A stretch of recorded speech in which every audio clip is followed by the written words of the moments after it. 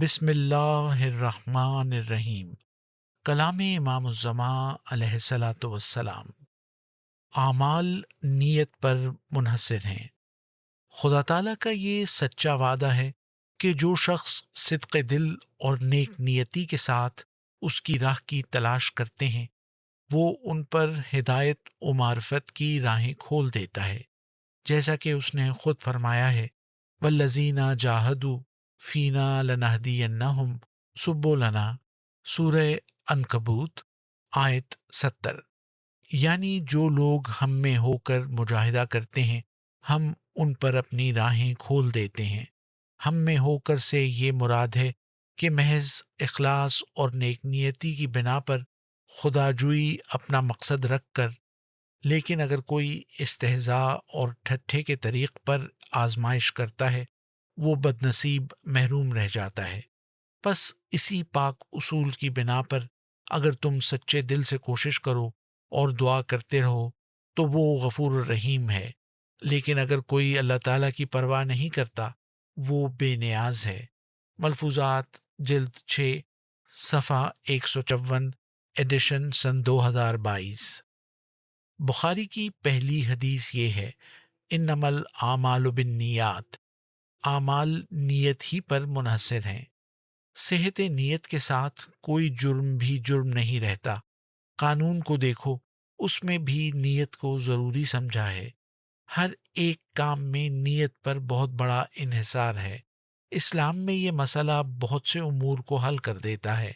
پس اگر نیک نیتی کے ساتھ محض خدا کے لیے کوئی کام کیا جاوے اور دنیا داروں کی نظر میں وہ کچھ ہی ہو تو اس کی پرواہ نہیں کرنی چاہیے۔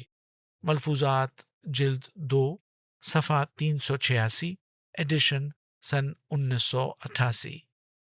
ایک شخص کا سوال پیش ہوا کہ میرا بھائی فوت ہو گیا ہے، میں اس کی قبر پکی بناؤں یا نہ بناؤں؟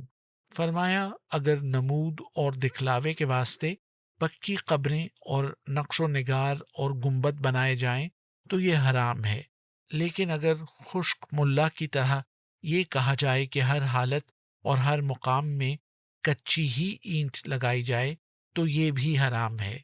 انما الاعمال بالنیات، عمل نیت پر موقوف ہے۔ ہمارے نزدیک بعض وجوہ میں پکی کرنا درست ہے، مثلا بعض جگہ سیلاب آتا ہے، بعض جگہ قبر میں سے میت کو کتے اور بجو وغیرہ نکال لے جاتے ہیں، مردے کے لیے بھی ایک عزت ہوتی ہے۔ اگر ایسے وجوہ پیش آ جائیں تو اس حد تک کہ نمود اور شان نہ ہو بلکہ صدمے سے بچانے کے واسطے قبر کا پکا کرنا جائز ہے۔ اللہ اور رسول صلی اللہ علیہ وسلم نے مومن کی لاش کے واسطے بھی عزت رکھی ہے، ورنہ عزت ضروری نہیں تو غسل دینے، کفن دینے، خوشبو لگانے کی کیا ضرورت ہے؟ مجوسیوں کی طرح جانوروں کے آگے پھینک دو۔ مومن اپنے لیے ذلت نہیں چاہتا، حفاظت ضروری ہے۔